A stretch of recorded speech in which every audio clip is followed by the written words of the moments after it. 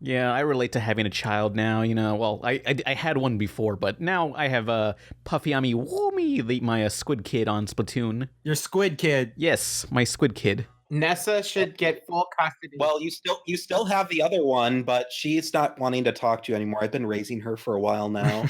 Shh. It's not my fault. I didn't do anything. Yeah, she blames you entirely, and she's coming for you for child support. Ooh. Wait, which That's the girl is only this? thing she wants from you. Good thing. Cheerleism? No, the child wants child support so she could go to college and better herself. Fuck. No, I heard she's gonna do a tell-all YouTube video about Oh Pam. no. She's gonna make a call-out post on Tumblr. Yeah, because she tried to go to a book publisher and she was like, Pan Pizza, and they're like, no, sorry, we didn't order anything. To make a YouTube video. Yeah. It's not my fault, okay? I didn't do anything. Like, if anyone... You left her in a hot car. If anyone who owns my child or who birthed my child wants to come up here and argue, like, come up here and argue, please. Go ahead. That was such a weird phrasing. Yeah. Anyone who wants to birth my child. You know, that's what they did. They birthed my child. And now currently I have Puffy Ami Woomy. Oh my god. We had a fun time at Splatfest yesterday. It was forks versus spoons, and fucking forks won somehow. What do you guys prefer, forks or spoons? This is a fucking mess. This is a mess. Start over. That's my line, Nolan. Stop it. Hey, it's me, Jim. We're always in our clubhouse getting high. Super fuckers. Everybody wishes we would die. Super fuckers. Here we come like a bomb. Everybody fucking run and hide. Welcome to the Pizza Party Podcast. Who are you people? Pan Woomy Pizza. Oh, hey, it's me, Ken. Wait, what's going on? We already told you JaxBlade is Ken. God damn it. Oh, sorry. Oh, we're rebooting Ken. Forgot. You're rebooting me. Okay. Okay, in this new reboot, we all have to talk like squid, so gargle your hot water. There's saliva. Can I just say booyah? Okay, I'll do this. Oh my god. Oh my god. In this reboot, I'm actually voiced by Don Cheadle, so... Oh, okay, Donald. Always booyah back. Yeah, so let's all talk like this. Wow, this is the absolute worst thing I've ever had How to is this experience. the worst? We're having fun. It's Woomy Wednesday. I'm gonna cry. You guys are gonna see me cry live on podcast, and I'm gonna be very upset. Well, we'll just hear it. We won't see you. I cried live on a Let's Play. You ain't special. Want to get into the news? Oh, is there news? What news is there that isn't fucking depressing? Did we ever talk about James Gunn? We could talk about that. Let's talk about Well, the here's news. the thing. Is it really depressing if we tell the news like this? No, now it's just annoying. All right, I'm done. Woomy. The Transformers will return after these messages. But first, this podcast is supported by Alfredo, our Patreon donator of $100. They want to show off their webcomic, Bongo and Luna, links below. It's a slice-of-life comic of a clown ghost girl and a regular ghost girl living in a graveyard full of other monsters, especially monster girls who get into lewd sexual situations. Give Bongo and Luna a try, it's really cute. It has monster girls, please, read it. Monster girls, links below. We now return to the Transformers. So the news, Adventure Time is ending in a week. Oh, yeah. That's right. Oh my god. The evil is finally defeated. Doesn't it end on Labor Day? Adventure Time was the reason we started this podcast, all because we were fucking pissed at an episode. Yeah, Breezy was a shitty episode, and I still think that to this day. Oh. Anybody who likes that episode is somebody who suffers from that face one, no GF. Oh. Word. Actually, a lot of people now tell me when I'm like, now that it's ending, I say, oh yeah, I don't really watch it anymore. I kind of got out of it. There was like, why? It's still so good. Like I keep hearing that from, but anytime I've turned it on, I'm like, I don't really feel that way. But I don't know. Yeah, no. I think the last episode I liked was the one directed by the guy. I forget his name, but he directed Mind Game and the girl. I just saw it. Another movie I just saw, but that one was the last one I really liked. After that, it just got bad. Yeah. I've only seen the first season, And it wasn't enough for me to like really like gravitate toward it. Like I didn't really understand the hype so much. But I did watch the Islands miniseries because it was, tropical themed, and that's kind of my jam. I actually didn't get sad about Adventure Time ending until I saw the Comic-Con clip where John DiMaggio started crying, and that was the point where it kind of hit me. I'm like, man, I don't know why, but I got really emotional seeing him get emotional. But it's also, it is a big part of this kind of era of Cartoon Network, like the 2010s. Like when we do like kind of wrap up columns, which there's going to be a lot of at the end of next year, I expect Adventure Time to be on like what made TV in the 2010s.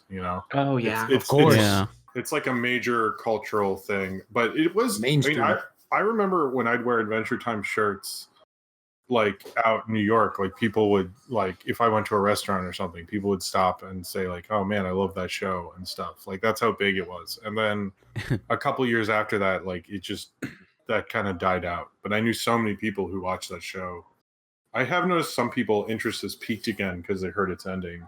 And it's on Hulu, I think. Yeah, it's on Hulu. That's I've been rewatching it. Like it's actually really like I was with you with before, Jim, where it was like, yeah, I mean, it's an all right show. It's nothing that great, but I've been rewatching like the series because freaking Paleo has been like hyping it up so much, and so like he got me to start rewatching again. I'm like, yeah, damn, this is a really great show. When you stay consistently with it, like watching it, it's just like, oh damn, like this storyline, this is dark, this is amazing, and I can't wait. Go ahead. Do you think it changed the show? Because before, I guess when you watched either on like a DVR or when it's on TV, right? And did it change how you felt about the show? Like, I'm assuming you binged it when it's on Hulu.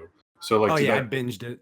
Yeah. So if like, did that change? Like, were there certain episodes that you had watched before that when you watched them like 10 in a row that you're like, oh, this is so much better, Oh yeah, well, but the thing is, like you said, when you watch it on TV, it's different because Adventure Time, like the way it starts off, it just has like a very slice of life feel. Like every episode isn't like a linear story at first, but then it starts developing into it. So like when you're able to watch them all back to back, like you can appreciate things from past episodes. Like, oh, Gunther turning into this monster makes sense because they did this, they referenced that in season 1, and it's just that makes a ton of stuff. So because they're doing that thing that a lot of shows do this day, where they start off the first season completely slice of life, like Star Versus did it.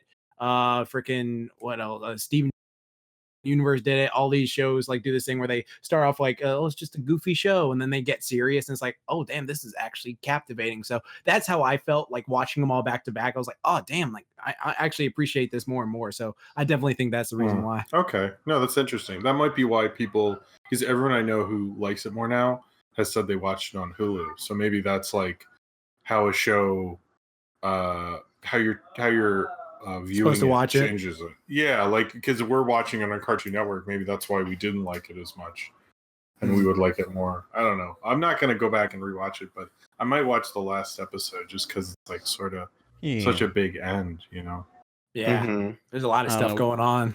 This is crazy. Because like this new era of cartoons like started the whole plot lines for like comedy-based shows when that wasn't really normal unless you were an action cartoon, and now nobody's watching TV, but now that everyone's streaming things, like I feel like that format will really prosper now that people can just like, marathon it in order and not wait for a friggin' rerun of it on TV. Exactly. Because that's how I felt with Wander Over Yonder. Like I didn't like the first season of that all too much, but then I got to the second season with Lord Dominator. I was like, okay, I can dig on this. I can dig on it. Oh yeah, well, because like I think cartoons tend to change based off what like the surrounding, and watching like ongoing, like you have to kind of have a season long arc to keep people's interest so they binge watch it. Because if you could just watch any episode in any order, it's great for television, right? But like it's great for filler TV. Yeah, exactly. It's one of those things, but yeah, I'm excited for the freaking finale. Like it's just I can't wait. Like I wonder if they're gonna pull a freaking Ruby and Sapphire thing where they make out on TV, because Marceline and Bubblegum, they've just been straight up like admitting like, yeah, these two are like pretty much a couple at this point. So I'm just wondering if they're gonna do that too. So that'd be interesting. Fucking do it, bitch. Yeah. Jake or something. Is that the implication? I keep hearing that theory thrown around. Oh, you said what? I keep seeing the theory that Jake the dog's gonna die. Oh, dang. I mean, I've heard that one too. Man. See, it's one of those things I don't think he will, because it's still Adventure Time. It's still a happy, positive show. And if he did die, that'd be really, really sad. But it's one of those things where they did release so much about Jake's character and like why he's able to transform. So, oh man. I mean, I don't know for that. I hope not. Did Finn ever lose his arm officially? Yeah, Yeah. he did. And then he grew it back. He grew it back, but then he lost it again officially. Because like Didn't he grow it back with some like white fluids, some that just grew it back for some reason, like some cum semen thing? Yeah, because like that's how he beat the Lich. Like he beat the Lich when like he threw that cum semen stuff on him, and then that's when he first got his like arm ripped off, and then he got this leaf arm that developed onto him. Yeah. But then the leaf arm had to like go away, so he got a robot arm. But like they always hinted that he was gonna lose an arm, because like whenever they went to like parallel universes, they would show Finn as an adult, he would always like lose an arm and stuff like that. So you knew that was coming. So anything else about Adventure Time's finale? No, but another show actually like just finished its first season. I kind of want to talk about on the podcast. Did anyone else watch DuckTales? yes, the show is phenomenal. It's super good, though I have to say there's one part that actually kind of there's two things that disappointed me. The first thing is Don Carnage. Right. I was super stoked when I found out there was a Sky Pirate episode, because that meant Don Carnage. And for the most part, his like pirate crew is pretty great, but Don Carnage himself was too clean. And I know apparently DuckTales has a thing where if the character doesn't originate in the US, they try to get an ethnic voice actor to do the thing.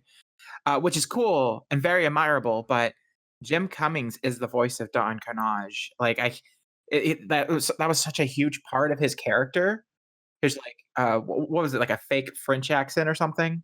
Yeah, it was like a fake Yeah. Flint. Yeah, I can't do it, but yeah, I'm not gonna offend all the French people in chat. I was gonna attempt to try to do it, but like no, I can't do it. Yeah, only thing no. I can do is just omelette du fromage from Dexter's Lab. That's the only thing I can ever do for that. That is it. Mission incredible.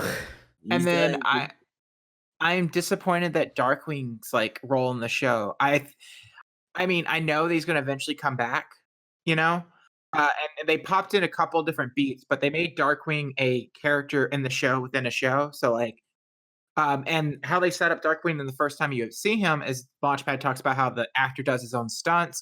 So it's very clear that Darkwing is going to become a real life superhero in the second or third season. And I was hoping that it would happen first. And what would have been a better time to introduce Darkwing coming into the fray for the finale, where they have a giant shadow war, and they have like a bunch of the reoccurring characters, you know, fighting against the shadows. And I that would have been the perfect time to introduce Darkwing. Like that would have like blown my mind. And the entire time I was waiting, and it never happened. Well, I think that's like a sort of it is a double-edged sword in the sense of like, oh, you really wanted Darkwing to show up, but that means like season 2, like they're doing like this Disney expanded universe, like where they're like bringing in all these different properties, like oh snap, the three I'm wanting to say Three Amigos, not the Three Amigos, the Three Caballeros? Yeah, Three Caballeros, those ones. Like they're hinting them, and then they got the gummy bears and stuff they're hinting at. And the gummy bears cameo is so good. Yeah, that was awesome. They did an episode where they had Ludwig von Drake as a cameo, as like the Q of Shush. It was a giant James Bond episode, and the evil plan was to create gummy berry juice from gummy bears, and they even included the sound effect when they drink it, the boom. Yeah, that was great. See, this is how you do a reboot properly, in my opinion. This DuckTales show, like it builds, but it's like so damn good. Like they rebooted Webby in a way that was just like, okay, yeah, like I like this Webby so much more than the original one. And then I don't know, what was it? Glomworld. I like Glomworld way better now. Like, oh, you damn duck, I hate you. You're like, yeah, I love that. I love that character. Someone said my expectations were too high. The only reason why I had those expectations with Darkwing was because as soon as they revealed that Darkwing was a character within a show, one of the writers went on Twitter and was like, hey guys, don't worry, we're going to do amazing things with Darkwing. I would not disappoint you. Darkwing's my favorite show. I dressed up with him as in Halloween. And I just like knowing that the first season was written as if it wasn't going to get renewed. Like their goal for the first season was, if this is all we got, it's going to be one satisfying story. So knowing that, I just kind of felt like I was expecting something from season 1 with Darkwing. Well, they could be. It's gonna be funny when they meet. Like Goslin will meet Webby. That'll be funny to see in season 2. We don't even know if Goslin will exist though. I think she will, because I think they're doing that good thing where they're bringing stuff from the past and like, okay, we can't like not have a certain character here. I feel like Goslin will, because she was like a big part of the last one, voiced by Chucky. Yeah. Yeah. Oh man, Chip and Dale. That's the only thing they haven't referenced yet in the DuckTales season 1. I mean, are they gonna save Chip and Dale for its own reboot, or are they gonna? I think that's for the best. They are rebooting like what's it, Gargoyles? They're just talking about still, and who knows what's going on with the streaming service. So they might like be saving that. But new DuckTales was strong enough in nostalgia to launch by itself.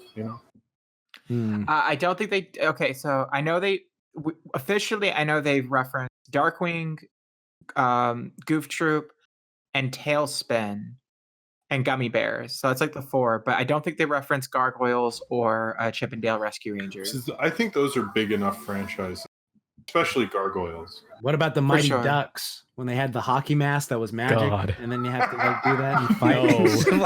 I could actually see them rebooting that as a You're a team captain movie, now. And then you know what they could get? They could get the guy who's in Dawson's Creek, who's also in the Mighty Ducks. He could be Emilio Estevez, and just get some kids. I don't know. Oh, wasn't Keenan one of the kids? Yeah, he was. It's Knuckle Puck time because he Forget the Dawson's Creek guy. Just get Keenan. Keenan is great in anything. Just get Keenan. Disney. I just made your Mighty Ducks reboot for you. Yeah, there you go. Someone mentioned Quack Pack. But isn't the Quack Pack just the kids?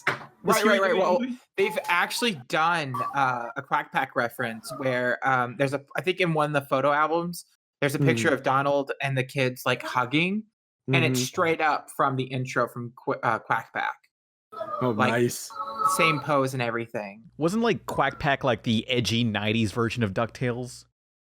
Yes. Yeah. And then like one of them, Huey, Dewey, and Louie, like one of them was voiced by freaking E.G. Daily, because I recognized her Tommy Pickles Buttercup voice when they were doing it. So I was just like, so this time around they're giving them actual voices, not that thing like they have going on. So that was fun. I mean, they could also reboot, Disney's Doug. That's what we all want. Again? Yeah, because I think Disney's the one that currently owns Doug. Does Disney still own Doug? I thought. I don't know. Think so, because like recently they released like some pop figures of Doug, and they're based on the Disney designs. Yeah, because they haven't done much. Nickelodeon hasn't done much with Doug, and I think it's because Disney bought that hook, line, and sinker. So for some reason, right. I'm shocked that Nickelodeon, with all their revival stuff, hasn't attempted, or maybe they have. No, it might just be because they can't do it because. No, I'm saying like buying back their property. Do they really want Doug back? They could finally do Doug's second movie, which we've all been waiting. Oh for. Yeah, and that freaking monster will come back, and it has babies now. And oh man, I saw Doug's first movie once, really late at night, years ago. First time watching it. I was messed up, and I don't remember that movie. No one does. I know. I was there when it began and when it ended. What happened in between? I don't know. Oh, this reminds me. The next video, it's a series of videos, but I'm gonna review every single Nickelodeon theatrical movie ever, and so far I only covered the first 4 in this volume 1. Wait, you're not going to do the MTV films as well? There's 29 Nickelodeon films, so it's like there's too many. Isn't one of the Nickelodeon movies that Martin Scorsese? What was it? What was that movie with the kid and the movies? Snow Dogs? No, not Hugo. Hugo's a Nickelodeon. Oh no, that's not Nickelodeon. Oh, that was Disney. Sure? Oh, it's just Paramount. Okay, never mind. Yeah. Sorry. Never mind. I was wrong. Yeah. Which Jim. What was the first one? Wasn't it Harriet the Spy? Yeah. I remember that. That was a big moment. It was a good one. I remember it as a kid. The first MTV movie was Joe's Apartment. Oh, that was a good with the roaches. Yes. I remember that. Welcome to Joe's apartment. Oh my god, I watched that so much as a kid. I saw that in theaters. So Oh wow, you got to see that in theaters. I can only imagine Yes. the audience's reaction. actually, it was This is a mid '90s Jim true story. I go and I notice at the bookstore near the theater, there's this girl who I have a crush on in middle school. And I'm like, wow, wouldn't it be like my dream if she like went to Joe's apartment? But that was like, come on, Jim, get real. She's like this pretty girl. She's not going to Joe's apartment. And I bought like my Calvin and Hobbes books.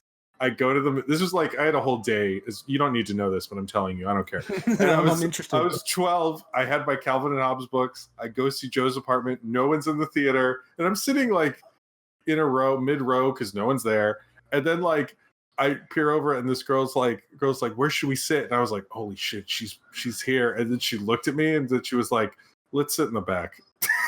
And then she avoided me. Oh, I'm sorry. And all I did was go, oh hey, like that's all. But I think she was like, oh god damn it. Now I got like secondhand like feels when they're like, oh damn, I feel so bad. So you didn't score?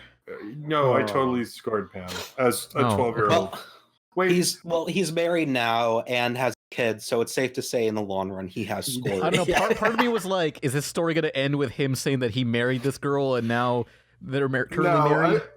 She did. I did find out later she was friends with another girl I had a crush on, which I didn't know. That's as far as that story goes. How did you meet Nat? Matt? Was your wife? Was it a similar story? Were you like, oh man, I want to go to this Mystery Science Theater 3000 party. Oh, but she's too cool to go to the Mystery Science Theater 3000 party, and then she's there and she's like, hey, what up? Want to get married and have kids? And you were like, that sounds pretty cool, I guess. Sure. Hell yeah, let's go get some fudge first. What is that? That's the only thing JaxBlade knows about me. Is that I knew about the fudgery in Baltimore. He poisoned me with fudge. Like, here's a story for the people. Like, Jim was like, "Yo, fudge. guys, let's go get fudge," because we were at HorseCon 2016, and we were like, "Oh, let's go." And then Jim was like, "Yo, let's go to this place. There's like these place that sells like really great fudge. Like, you can get like a whole bunch of it." And I was like, "Okay, let's do it." And then like I had some. And then like he was like, you should get this kind, and it was like good. But then like I ate too much of it, and I was on the floor, and I was like, oh, the whole time he was like, you were farting a lot. yeah, I remember that was awful. You didn't have to do Jordan like that, but you did anyways. Thanks, Jim. And that, or I think I sold it as because it's the fudgery where Cisco, who made the thong song. Yeah. So I was like, or his group Drew Hill, but most people just know Cisco, who did the thong song. Also, Jim, since Sophie wants to talk, can you bring her over here and tell her that she's living proof that you scored? She was just here, but then anytime I'm trying to make noises, she's always like, eh. So. Oh God, he's recording that podcast. I don't like the people he hangs with. I'm looking at this list of movies. Pan, are you doing like Mad Hot Ballroom? I mean, it's like, I guess I'm inclined to, because that's some sort of like documentary about kids doing ballroom dancing. It's like, well, I guess. So you're literally doing all of these on the Wikipedia list here? Yeah, it's 29 films. Wait, hold on. Do you see what the last movie they released is? Yes. So you're doing that? Yes. What is The it? last film that's on there. You guys want to guess what it is? Don't tell them, Jim. You guys want to guess what the final film is? I think you should let people wait in anticipation because the fans are going to love it. Well, now they know how to find it. I have no clue what we're talking about. Neither do I. The Nickelodeon films I'm going to review. Someone in the chat got it already. Yeah. No. Was this your plan? Like, I'll just lead up this whole series, end it with a bang. Truthfully, I was just like, this will be fun, reviewing every Nick movie, and it's like, oh no, this is at the end? Wow. Well, you gotta hurry up, because Wonder Park, March 15th, 2019. Oh shit, yeah. So you have till then. And also the DVD, I gotta wait for that, so so it's fine. I'm excited for the Dora the Explorer. Oh yeah, you could. Yeah. You could make a thing of all the Nickelodeon movies that didn't happen, like the Bone movie. Weren't they going to do that? Oh yeah, I just realized what movie. Yeah. We all did. That's What? a beautiful movie. What movie? The movie. You know the movie. You know the movie, Jim. The movie. What, we Speaking of Nickelodeon movies, can we talk about the SpongeBob movie for a second? Oh my Which one? god, what is your Yeah. problem First with that one. movie? Oh, isn't this? This is going to be your video essay. I thought, well, and you don't want to waste this material on the podcast. I don't think you guys want me to talk about it. Is the thing? No, we I don't think you're all want to scared. ruin this amazing video essay.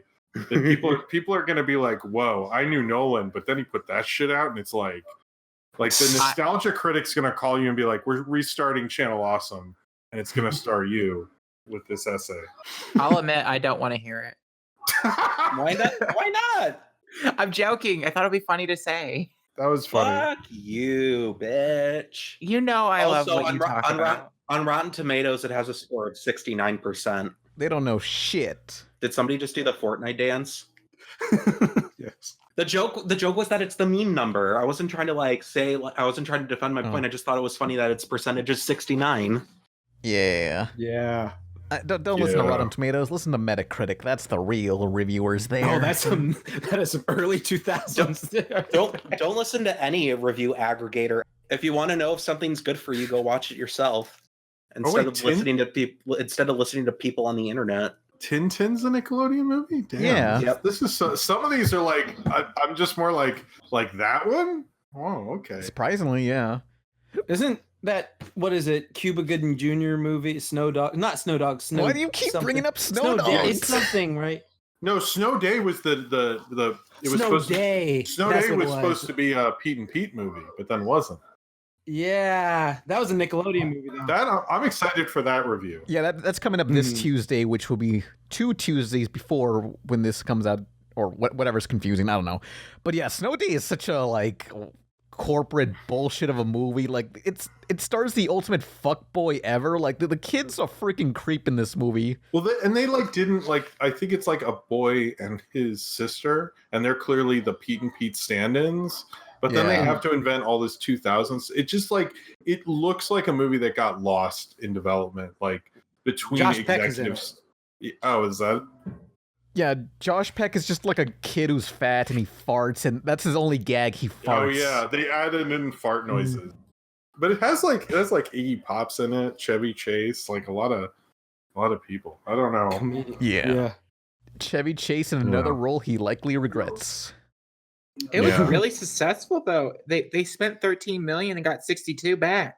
Yeah. Surprisingly, yeah. I mean, it was right at the 90s teen movie boom, and it had that hit, what's her name, Hoku song. I remember that was a big song Yeah. at the time. And I think she's Don Ho's daughter or something. Forget. Wasn't that Ho? movie with the time freezing? Wasn't that Nickelodeon as well? I forget. Yeah, what that's it was Clock called. Stoppers. Yeah, Clock That's Stoppers. I remember Directed that. by Star Trek Next Generation's own Jonathan Frakes. Really? Yes, I mean, yes, it is. I'm not joking. Clock Stoppers is the most dated 2000s movie ever. The soundtrack is nothing but Smash Mouth, Blink 182, And I Blink think 182. Yes. Sum 41. So the soundtrack is perfect, is all I'm hearing. Yeah, it's a time capsule. I just remember the first date scene from Clock Stoppers. That's what I just remember. I took you on my very first date, and they're doing the little. That was fun. Oh, so They're this. doing a live action Dora the Explorer? Oh yeah, you didn't know that? No, They already have pictures of the main character in costume. Hold on. Oh, Yeah. someone send me You this. should see Swiper. He looks So I insane. had a Live reaction, guys. I have a friend who worked on College Humor, Funny or Die, whichever parody of it with the girl from Modern Family, and I was like, oh, well, you can't do a live action one because they made that parody video, but apparently Right. nothing sticks anymore. So because I thought that was No. funny, where she's like, "Hola, mi amigos." That's how the Power Rangers movie got made, wasn't it? No, it was already in development, but that it oddly helped it, the Joseph Kahn thing. But I don't know, I like that short because it's so, I don't know, takes the piss so much. It's post, I forget the thing he called it, but it was, I don't know, it's an interesting idea. No, it just blows my mind to know that Nickelodeon movies went from Harriet the Spy and Rugrats movie, which seem like TV movies that just happen to be in theaters, to Ninja Turtles and big blockbusters. And Yeah. Rango. Oh yeah, Rango was great. I thought Rango was awesome. Rango looks also really nice. It's just a Mhm. very nice looking movie for a Yeah. CG movie. Like that, Rango is a movie where I always ask, like, where did this come from? But I guess when you're the director of the Pirates of the Caribbean, you can just do whatever. Mhm. Me too, Sophie. I agree. Sophie, Hey, you want to say Sophie. something?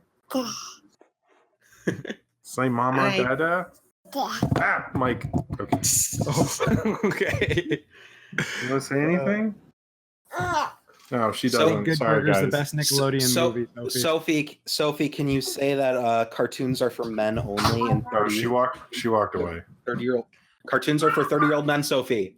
She watches We Bear Bears. That's her big one now. Aww. Yeah. It's Yes, like raise her on the big gay bears. Do it. it's like We Bear Bears, Peppa Pig, Sesame Street is like her big three right now. So The Holy Trinity. Is she at the Caillou phase yet? Where Do you're I have like, to- oh my god, I have to break the TV. Do I have to buy her a Grizz stuffed animal too? I think she likes Grizz and Panda. Ice Bears, I don't know, but she just chills out with those Okay. guys. Well, you So, have to have a high IQ for Ice Bear. Oh my god, that's Dora? Yeah. Yeah. That's no, not what I was expecting. it's because it's like her dealing with high school, right? What? Yeah. And so I It's think It's I Dora think- dealing with high school and solving an ancient Inca Because mystery.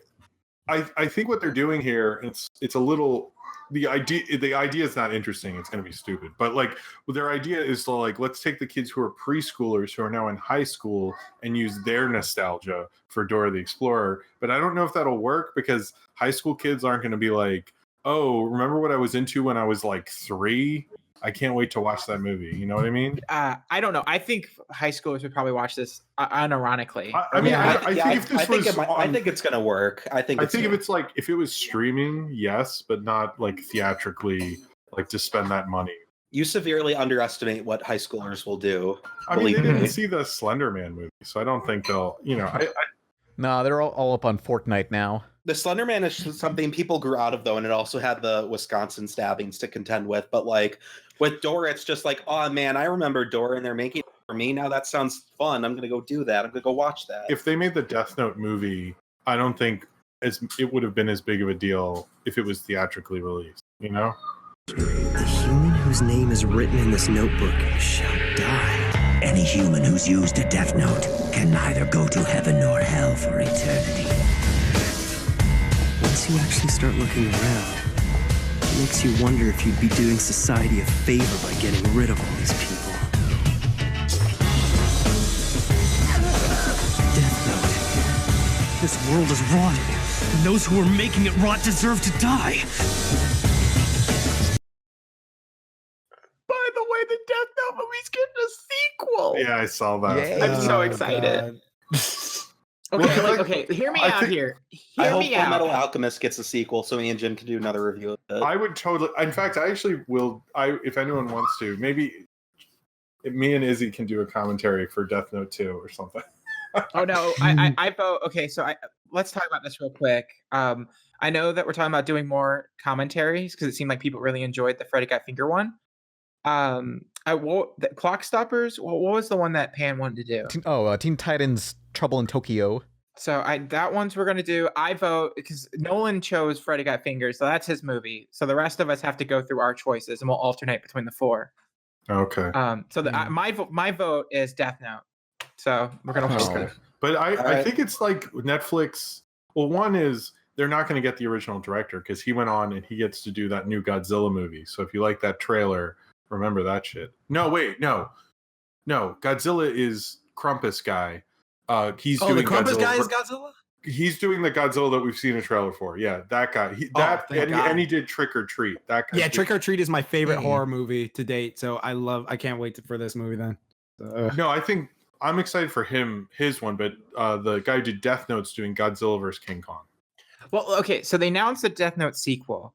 I'm really excited about the fact that there's like endless possibilities because like they kind of written Death Note out in the movie. So Like Mhm. it's untapped potential. We could get a truer remake, like where they instead of it's a sequel, it's just them redoing what they did. They could keep going further and just cast new people and make it even more confusing. It's going to be so entertaining. I'm I excited just- now. I just don't think. I mean, I think it's like Netflix because even those awful Godzilla anime movies, they just Mhm. keep approving. Even though, like, I don't think anyone likes them. They're Tom all likes them. awful. Who likes them? Tommy. Tom Oliver? Tom, Really? yeah, he loves them. I do not like any of. They're so bad. Yeah, neither do I. It's like the first one just keeps hitting you with like concepts and plot, and by the end of like the setup, which is half of the movie, you're just Right. like, what am I? Is this? Wait, Godzilla's in this? I'm tired. I'm confused. And then they just start- a big CGI monster, man. it's like because they go okay, so Godzilla. This is I'm not exaggerating this, and Jax can back me up. It's like Godzilla and the kaiju destroy Earth, so humans leave Earth. They get on a spaceship, and the spaceship is going slower, so time is moving slower for them, so the people aren't aging as fast, basically. And then also 2 alien races who had their planets destroyed by kaiju come. One is like a religious species, and one's the religious species. Yeah, and they're on the ship also. And then you get into the interplanetary like conflict. It becomes like West Wing or something. And then you learn that the Earth is still there, and it's basically the other kaiju have died, but Godzilla's become huger than he's ever been. Yeah, and the this is the biggest Godzilla ever. Is based around Godzilla, and like it's just like there's like so many dumb details that like when I was watching the second one, I was like, oh, I forgot how stupid this stupid fucking. Yeah, This sounds like it was written by a stupid Shane Carruth. It's like so it, and if you think like a Godzilla anime sounds amazing, like anyone, like the idea of that sounds cool, and they really screwed it up and clearly wanted to make their own movie with these characters and all this dumb crap, and they just like pitched it as a Godzilla movie and got it approved, and they got 3 in a row. Godzilla was like, I mean, Netflix was like, you get a trilogy. There you go. And so there's going to be a third one, but even in Japan, like even in Asia, these movies don't do. Nobody likes. Yeah, because they're not live action, and just see. I don't know. Like I was talking to freaking Pela and other friends about this the other day. Like I don't even know if like why they do like full anime movies like that in CGI, because I'm just like it doesn't look that good as aesthetically to me unless they know how to do it right. Like other stuff. The character designs in The only time I feel like the CGI in a full CG anime has ever really looked passable are the Berserk movies.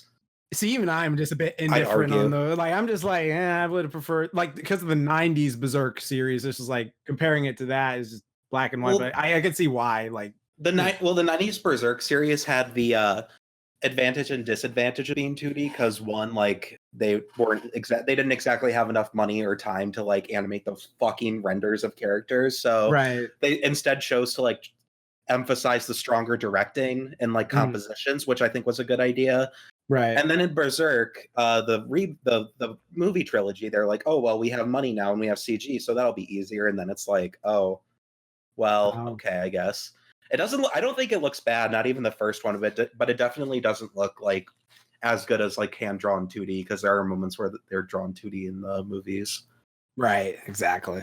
I will say though, like I'm not surprised that those CGI Godzilla movies didn't do well, because Hideaki Anno graced us with Shin Godzilla. Oh, that was great.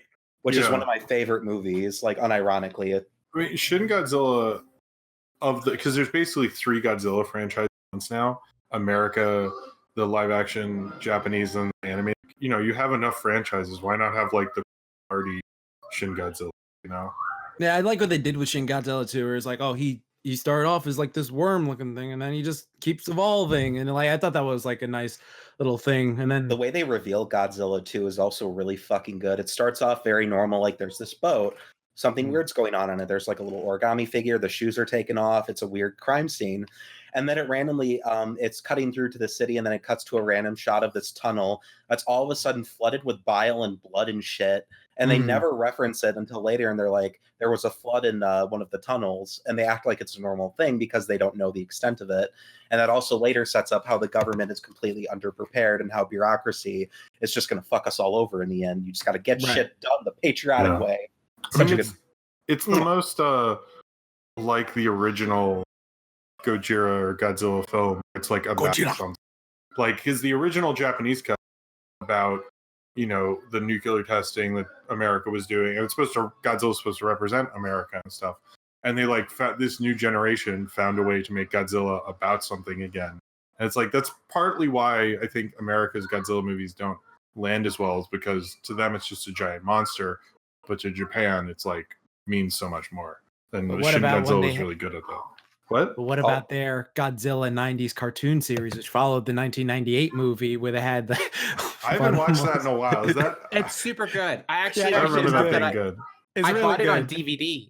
Yeah, Izzy can back me up. Like the show is like funny, and they also like have meta jokes too. Because like there was this one joke that cracked me up, like where Godzilla's in the ocean swimming, and there's this Japanese family on this plane, like, "Mom, I see Godzilla," and then like the Japanese mother goes, "Mom, son, why would Godzilla be in Japan? Because it's the American Godzilla," and he's like, "Oh, that's amazing." So, like, that cartoon series, the 1998 cartoon, that was animated by the studio that did like a bunch of different properties. They're all super good. Like Extreme Ghostbusters, Men in Black. Okay. Was it Extreme TMS? Ghostbusters is like one of my favorite series ever. Like that's what I grew up as. It's my jam. That's my Ghostbusters. Yeah. Was the animation studio TMS or another anime studio? Because in the 90s, they like outsourced to a lot of anime studios. Yeah, they did. They did a lot of stuff. I think they also did Big Guy and Rusty, which I really enjoyed. Yeah. For the love of Mike. Yeah, and then the best intros. They did Men in Black. The Men in Black cartoon, and then the Men in Black theme song alone. Like, if you're watching this, just pause this and YouTube it. It's amazing.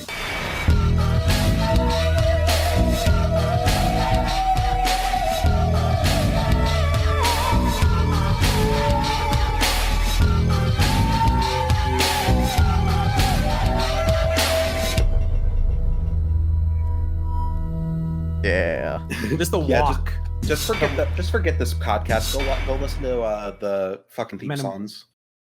Seriously, like they know how to do a theme song and open. I mean, the Men in Black show is better than any of the sequels. Yes, I agree with you. And they actually had like a great thing where like the bug from the first movie, like its family members found out that he killed Ed, and they're like, "Oh shit, we can't handle this," and they went to Earth to go kill the person who killed Ed, and it was actually a really good episode. I was like, wow. Okay, the studio is called Adelaide. Okay. And some of their hits, or not hits, but like some of the lists I'm just gonna read off is Jumanji, the cartoon series, which looked awful. Where they had sharp teeth rhinoceroses, and they were like running, and they were like, "Why do rhinos have sharp teeth here?" It's just like... Seriously, look at the character designs. Robin Right Guy 1999 says that Adelaide is a Sony TV animation department. Okay. Extreme Ghostbusters, Men in Black, Godzilla, Dilbert, apparently. Dragon Tales. Dragon's Tale. Big Guy. I hated that. Max Steel. Jackie Chan Adventures? Hell yeah. They did. Okay. Jackie Chan Adventures are fantastic. We could easily do an entire podcast over Jackie Chan Adventures, because that was literally the perfect Saturday morning action cartoon. It was one of the last celebrity endorsed. Like, yeah, but it was like good, and Jackie Chan wasn't like a perfect messiah figure. He constantly had to deal with bullshit. Because they never, like, I don't know, there was a time in the 80s where you'd have like Mr. T. And you even had a Rambo cartoon, and I felt like in the 90s that came back and RoboCop. Like, pretty hardcore. Oh yeah, RoboCop. Wow, we made. They were just like anything they could make a cartoon.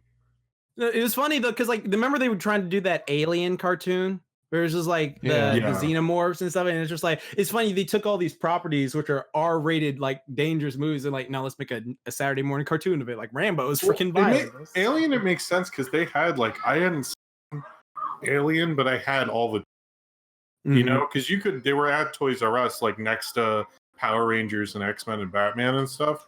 So like I think they knew kids would watch that show, you know, and it looked like sort of Exo Squad-y, I think, if I remember the Right. art correctly. Pan, do me a favor. Huh. When we talk about Jackie Chan Adventures, can you include all the catchphrases just all at once, like a blitzkrieg? One more thing. Seems like gotta edit Not it. even, no, not, find these out. no, not even one after the other. Just layer them all on top of each other. Just one big sound. No. Do a fact where you play them one after another, but as you do it, it gets closer and closer to where they start like playing on top of each other. So they, like, that is awesome. Oh, If I can find all the audio clips from these specific episodes, sure. Sure, we'll do it. I will take on that responsibility. Yeah, you do that. You All right, edit cool. that. Thank you, bro. I'll do that. Well, they mentioned Class of 3000. That was a celebrity endorsed show too. Oh yeah. Kind of. Well, yeah, that sort Not of. endorsed. Or like it was a celebrity stolen show. Didn't last very Yeah. long after the lawsuit. Produced Spectacular Spider-Man. Oh, that's my favorite cartoon of all time. It's like awesome. Oh, it's the quintessential perfect Spider-Man show. They'll never. No, it's the best Spider-Man show. I will always be mad that it got canceled for that ultimate Drake Bell. I will not call that shit Spider. I refuse to. Yeah. I cannot. Okay, that ultimate Guys, Spider-Man. Nintendo would agree with me that Spider-Man 2017 is the best one.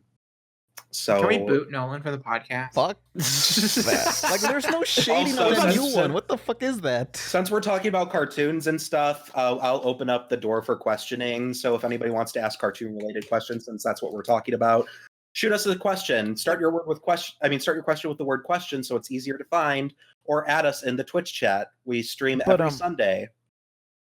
I just want to say, like, when Spectacular Spider-Man premiered, what did you think of the art style? Okay, I'm glad you asked because I was same here. So my biggest pet peeve with it is that like tone and art style are very, very important. And if I would have lined up the two shows and I told you one was supposed to be a comedic version and the other one's supposed to be super serious, you would not go and point at Ultimate Spider-Man as the comedic one. I think that the tone just doesn't fit with it, and that was like them trying to please comic book fans with making it look like a comic book 90s show.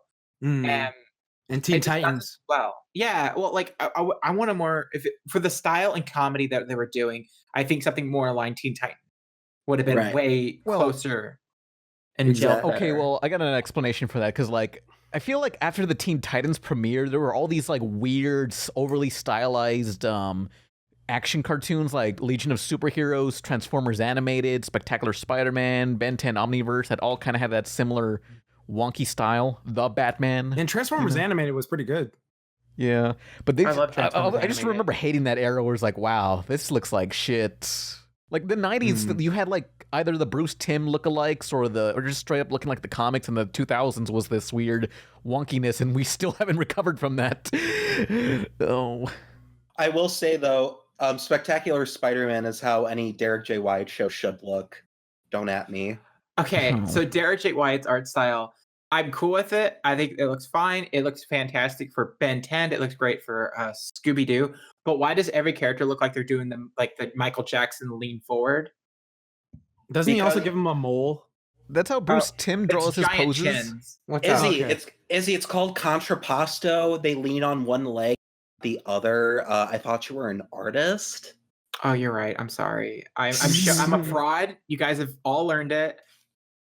No, but I do agree. Like the reason why it doesn't look bad with Bruce Timm though is because their chests are fucking huge. So Yeah, they in are. order to get them looking like they're balanced, they have to lean them forward. So their chests are kind of more like, they even out the balance of the character. Meanwhile, with Derek J. Wyatt, I think he took that and he was just like, I'm just going to do that with every character. And it's like, but Derek, wait, no, Derek, stop it. No, God damn it. I like how what's the guy's name? 11? Kevin? Oh yeah. Kevin 11, like he just progressively got just bigger. I feel like Right. Well, he became Frankenstein-ish. Like I saw him more as like one of the Guitar Hero default characters. he's just the character from Brutal Legends. Pretty much, yeah. I really hate how all the Transformers look in his version of Transformers because they don't look like robots; they look like humans, like cosplaying. Transformers Animated was the original Thundercats roar. Oh, It was actually good. Well, see, I don't have problems with Derek J. Wyatt as a showrunner because he like all of the shows he's run are really good.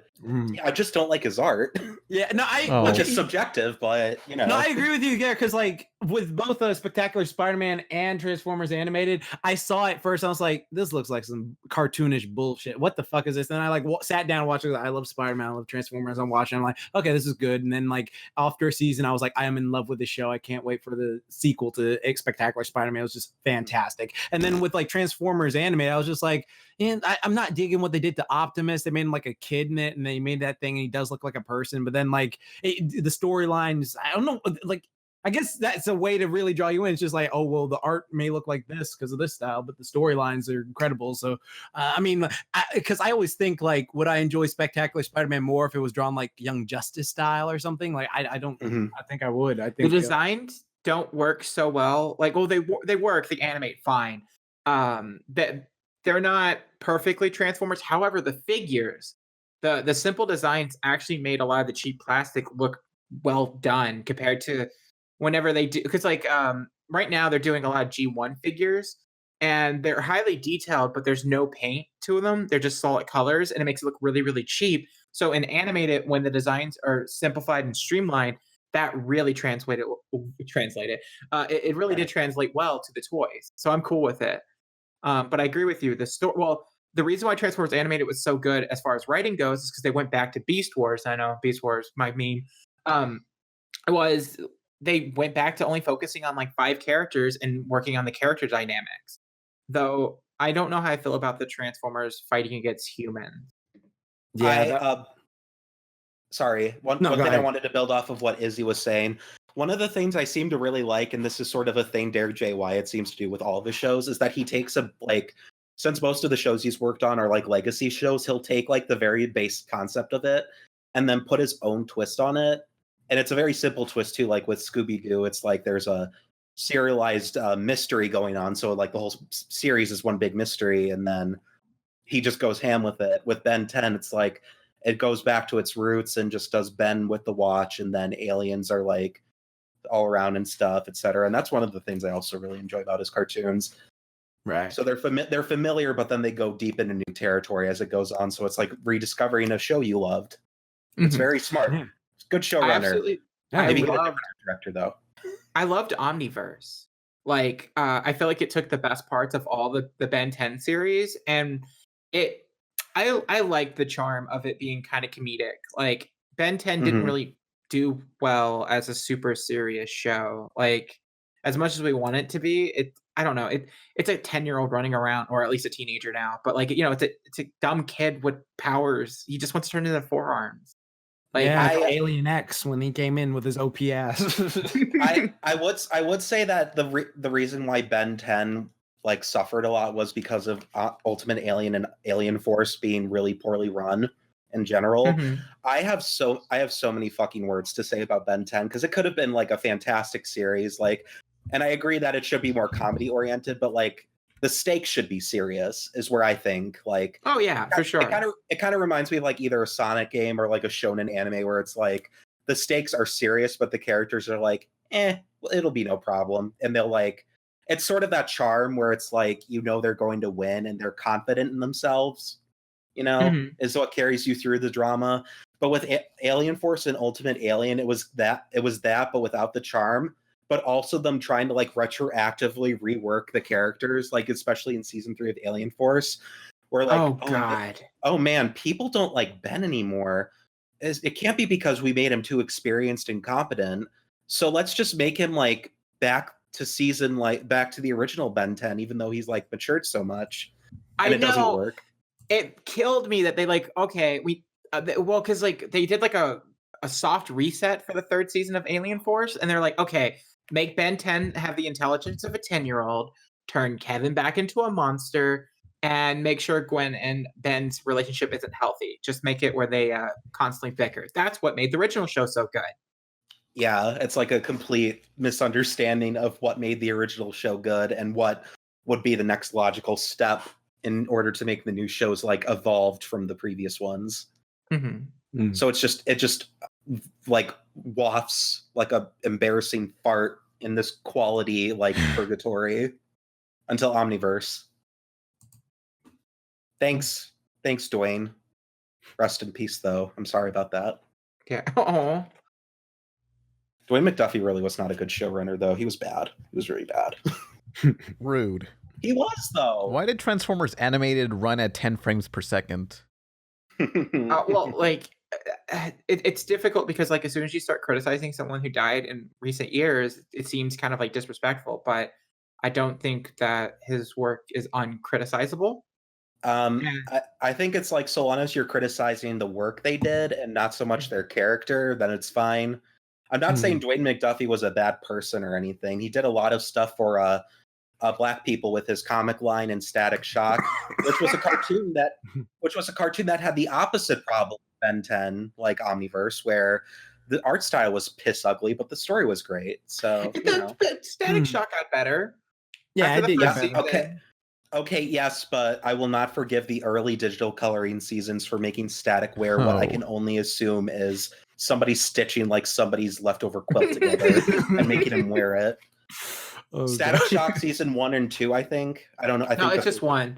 Season 2, they like season 1, 2, and 3 is when it got good, and I pretend season 1 didn't happen. I just forget about it. Honestly, like season 1. Yeah, people like this. I remember the writing being good because they tackled a lot of serious issues, which I commend. Like the gun control one. Yeah, like a kid bringing a gun to school, which was ahead of its time, which is really fucking sad to say. But the time travel episode where he meets his mom. Yeah, where he meets his mom and had to let her die. Oh, that was a sad episode. Time travel episode. I'm legitimately getting goosebumps remembering it. Oh my god. Yeah, like Static Shock was a good show. Just please remember, you have digital coloring. Don't forget color theory. It's not hard. I don't know, like in the 2000s, like I hated a lot of the anime because it was always so saturated. Like Gundam Seed was just like this bright, clean look, and all the previous Gundams were hand drawn. It was like, oh. Like I said, not gun control. Like I said, gun control. Gun control. That's what the animation industry needs. Gun control. Yeah. Gundam control is what we need. I'm just gonna stamp this out immediately because I'm kind of getting sick of seeing this. There's a lot of questions about recent controversies. Some ranging from the simple stuff like High Guardian Spice to the recent shooting that happened earlier today in the Jacksonville Madden tournament. We're not going to talk about that, so don't ask. We'll talk about High Guardian Spice when there's more out, but right now it's just people squabbling, and we've already said our piece about Thundercats Roar. It's similar. It's like, hey, we're working on a show. That's all we got. Let's talk about happy shit. Back on digital coloring. It's like what you said, Pan. It's like, oh man, we could use all these colors now. Don't do it. Right. It makes me respect Akira so much because like back when that was in Cell, they had to like mix inks together in order to make new colors for different lighting effects and scenarios. Yeah, there was that one scene on like the highway with like one of the ugly kids like turning their head, and the color slowly fades from like one color to another lighting source, and it's like, wow, how did they do that back then? The answer is they did it the old-fashioned way. Yeah. Well, I mean, I know they did, but it's like, wow, that's hard. Why would you even do that? Fuck that. The only thing I can think of is they either like by hand colored the frames so that they were so that they gradually changed, or they colored it two separate, like the same animation 2 separate times, and then just faded one into the other. That's the only 2 ways I could think of, and I don't even know if the latter one is possible. I don't know. Yeah, because you still have the line art is on a separate cell, so you could just go color it in with a different different cell, so it wouldn't be hard. Animation's hard. Hey, it is hard. Let's look at the questions. You gotta remember, kids, if you're gonna animate or draw or be an artist, work smart, not hard. Working smart is always better than. If you work smarter, you're gonna get called lazy on the internet. The Clone War rages on. In the deepening twilight of the Jedi, Master and Apprentice grow farther apart. You're no Qui-Gon Jinn. Let's go. As the Republic makes a desperate last stand against the shadow cast by Darth Sidious and his pupils. Toonami presents Volume 2 of the critically acclaimed micro-series, Star Wars Clone Wars, coming up next. Impressive. Most impressive. Only Toonami.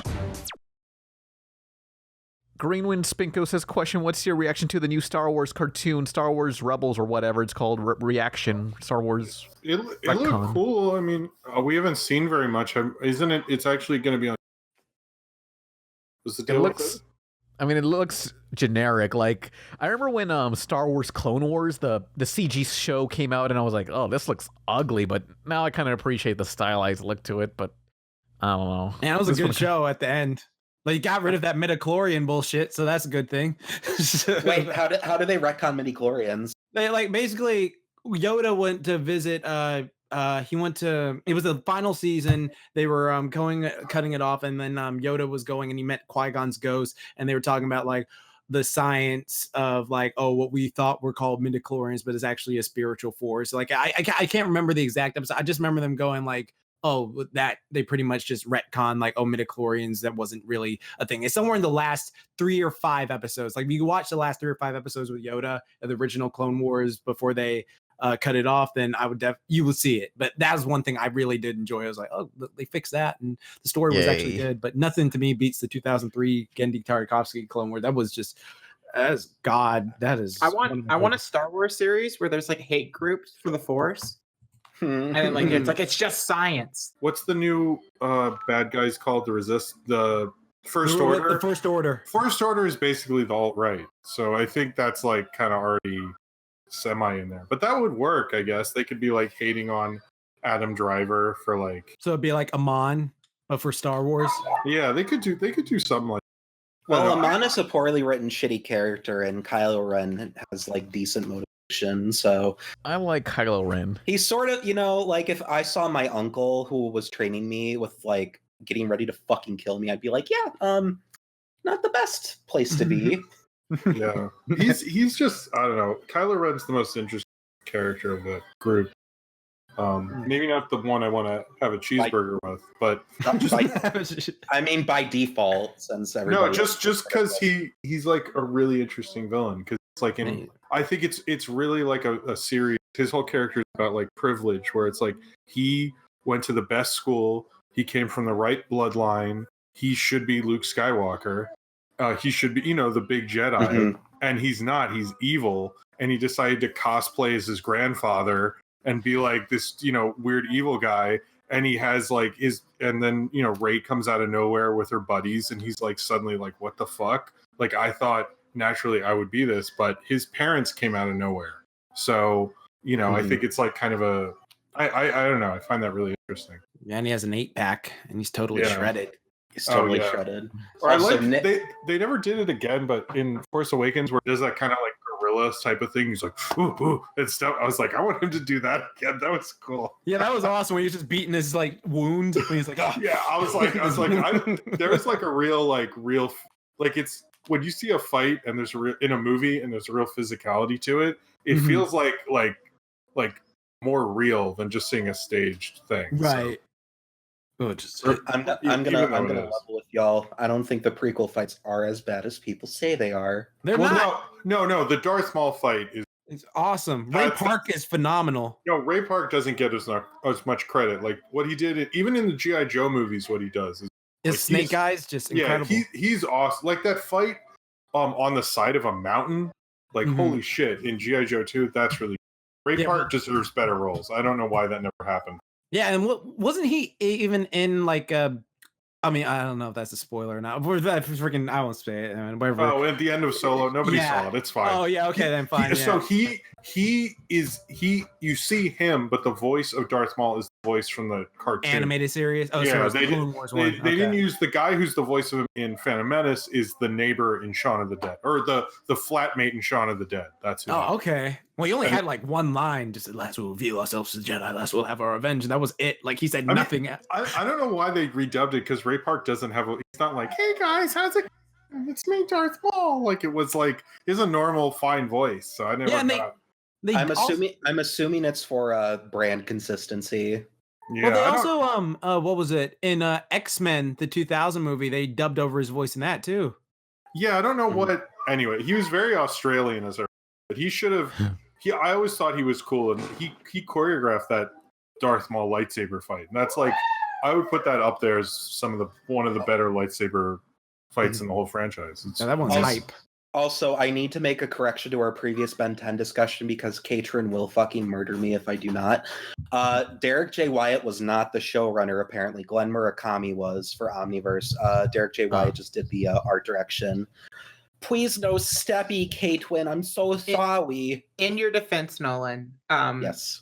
I think a lot of people kind of associated him as the face of the series, though, because he was the one that was constantly talking about it in his Ask. You know, he had like a forum where people could talk about it. Mm-hmm. So I think he kind of is the public figure. Katrin still got it wrong. Hold on, we're gonna import her in real quick. Oh, all right. Beamer in. Okay, Katrin, please explain to the class how Ben 10 show running works, because apparently we're all fucking morons. No, I was just saying Joey McDuffie was the head writer. He wasn't the showrunner. And are there any other Ben 10 facts we need to be correct? No, I think that was it. I can go now. Okay. Bye. Okay, great. Get out. Get out. Hey, I just want to... All right. Oh, follow her on whatever she's on. Follow Katrin on Twitter at, okay... Do I follow her? Katrin Snodgrass at looking for work, youtube.com/twitter.com/KateSnod. Everybody go follow Katrin on Twitter. I just want to say, like, that G.I. Joe movie, like, remember Snake Eye's lips? That was weird. Oh, that was weird. I hated his, like, costume design the first one, but the second one, they fixed it. He looked perfect in the second one. Like, I kind of like the lips because it looked like a Power Ranger. He looked uncomfortable. That looked like a man in a BDM suit, like who couldn't breathe when he was like in that suit in the first movie. Well, that was my opinion. I know Snake Eyes can't talk, but I imagine if he could, he'd be just like, oh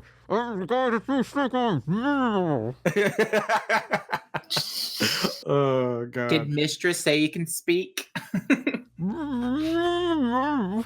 Wow. Okay. You guys are doing gimp suit stuff. That felt appropriate. Let's do a couple more questions since it's about 7.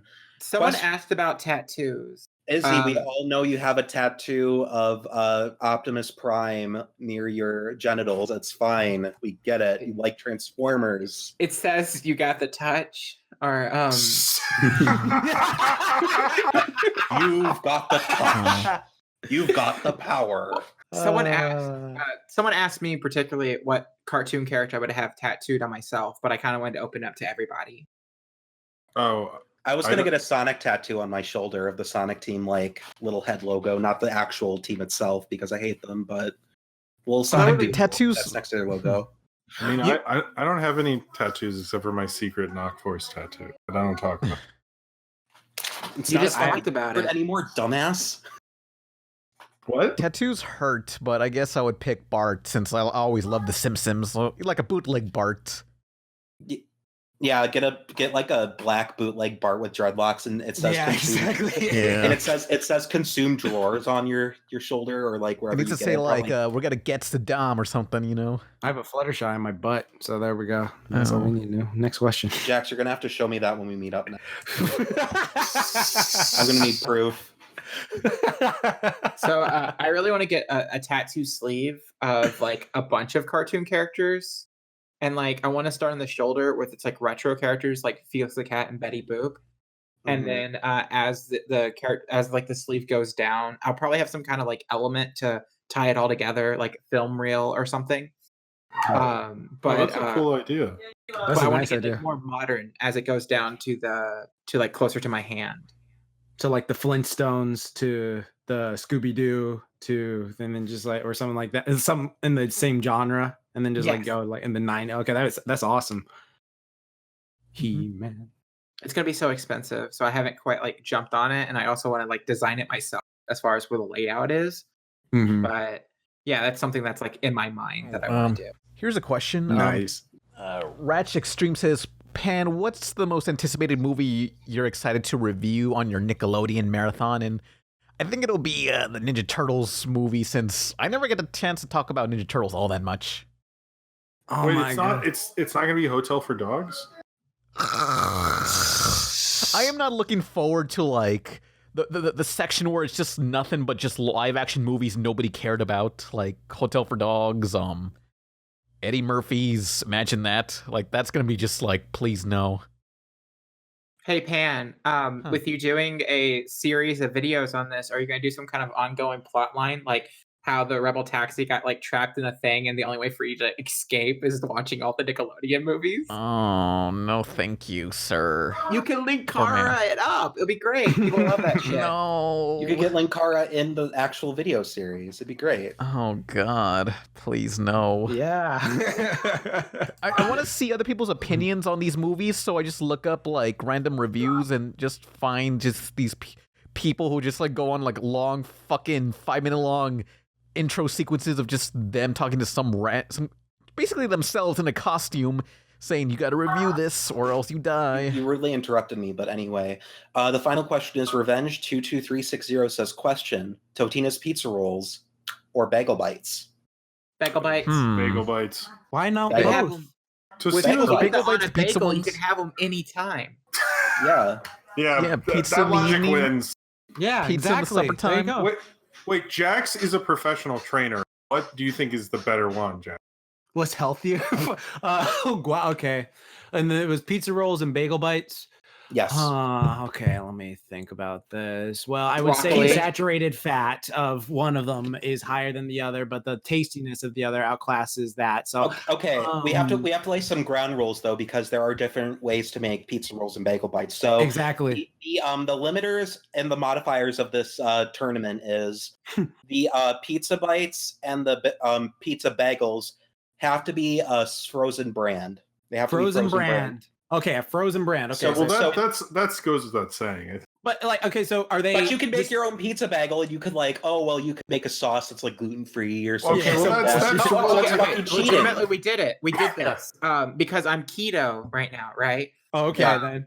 So my partner Sue, she actually made rice cakes, or not rice cakes, but she bought rice cakes that were like low carb, and she did Right. that as the crust, and then sauce, and then cheese and pepperoni, and so we kind of had like a giant bagel bite.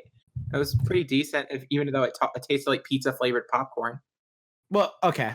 That's good because keto is a great way to get in shape for us, for the people in the chat listening. I would say I would get the slight edge to bagel bites, and here's why. Because like if you take this stuff out, all right, if you like with a bagel bite, if you wanted to be healthier and just have a bagel, you could just easily peel off the cheese and top and then eat it. Like with a pizza roll, like it's just you have to like break it open, like gut it, and then drip all the stuff out, and then you're just left. Wait. skin. There's no half eating food. We're not like so we're not half eating it, it's just by itself That's eating it. not Oh, one of then the I'm going bagel limiters, bites. Gordon. Fine. Bagel bites. Bagel bites. man. Yes. There you go. Yes. I love pizza rolls, but I would give it to bagel bites if that's the case. Okay, so we have a nutritionist here, so let's ask one more question and have him decide. Oh, Oh, God. pumpkin bread or banana bread?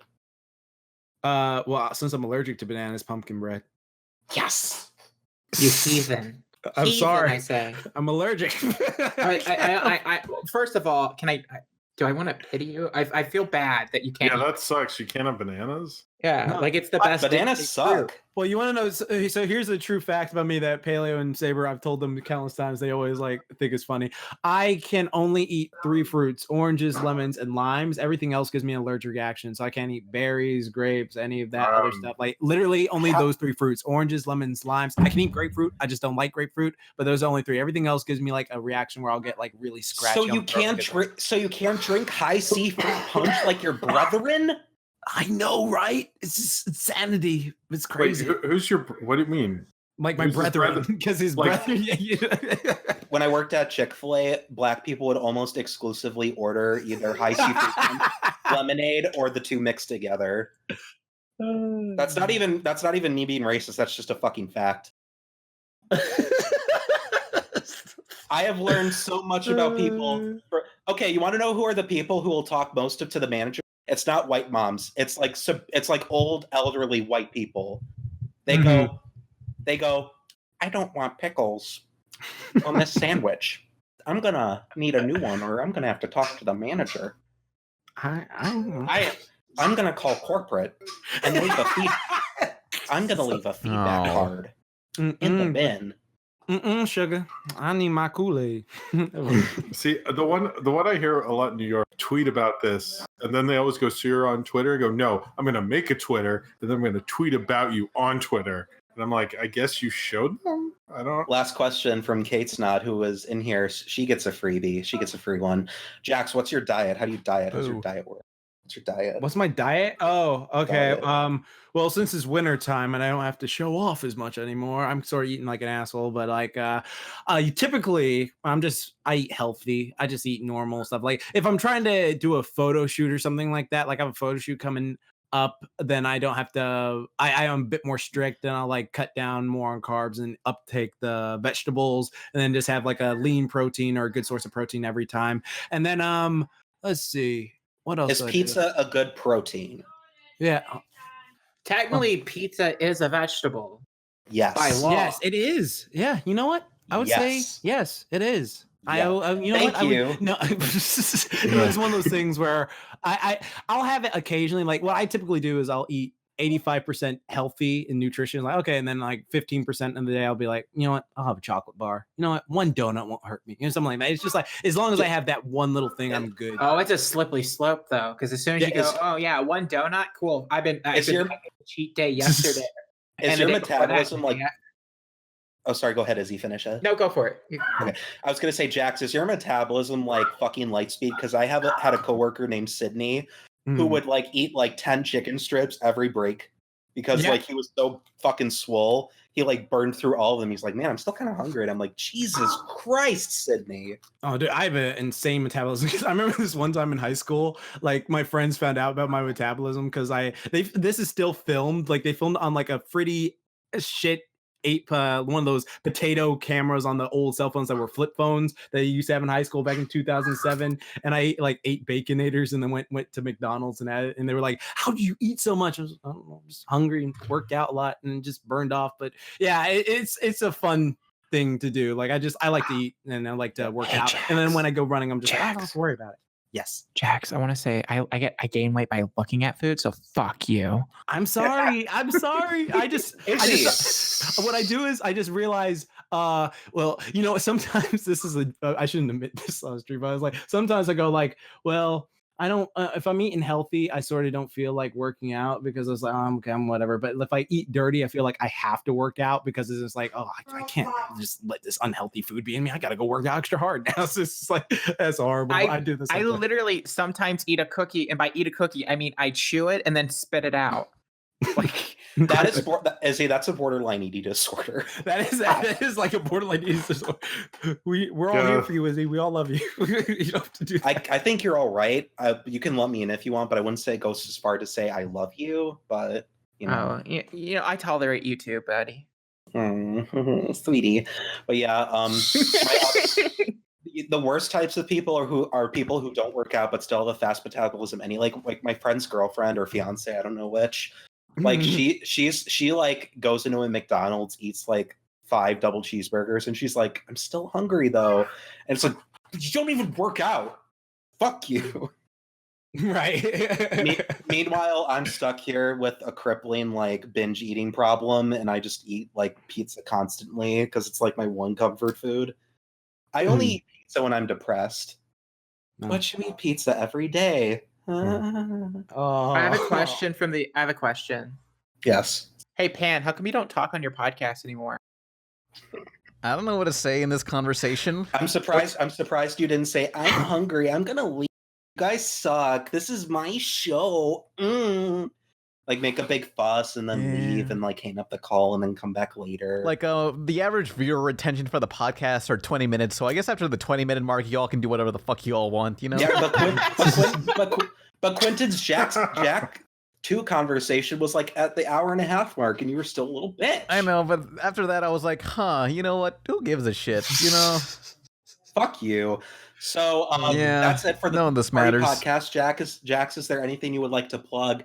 Any upcoming videos or projects you're working on that we should all be on the lookout for? Well, right now, next week I'm going to that Dragon Con, so that's gonna be you're fun. so lucky. Yeah, that's gonna be a furry convention. No, it's not actually. It's a weird like multi-tech convention. I thought it was just gonna be a bunch of scalies walking around, but no, that's gonna be happening. You can. Isn't it? It's where we were last time. Yeah, I think when so. we were at Yeah, it is MomoCon, actually. right? Yeah, it's exactly there because I'm at the same hotel, so Yeah. that'll be a Is- fun Is, experiment. is next year's MomoCon at the same place, or do they move? I think it's the same place. Same. I don't. Yeah. Yeah, I felt It'd be Same cool to be Momo back time, there again. Same Momo channel. Maybe we'll see. yeah. Who What Yeah. knows? Definitely. We'll That was see. great. But And what else? Let me see. Oh, you can follow me on Twitter at JaxBlade Fitness or Facebook Jordan JaxBlade Downs or my YouTube channel JaxBlade. JaxBlade everything. I'll make you super just saying that's my term, but yeah, this is that. But We'll thank you for include having me. Yeah, absolutely. No, thank you for coming on. I'm glad we got We'll you on. include links in the descriptions. But for now, we're the Pizza Party Podcast. I'm gonna rub this ice pack on my nipples, and I'll see you guys later. Yeah. Bye, everybody. Bye. Bye, Nee. Bye.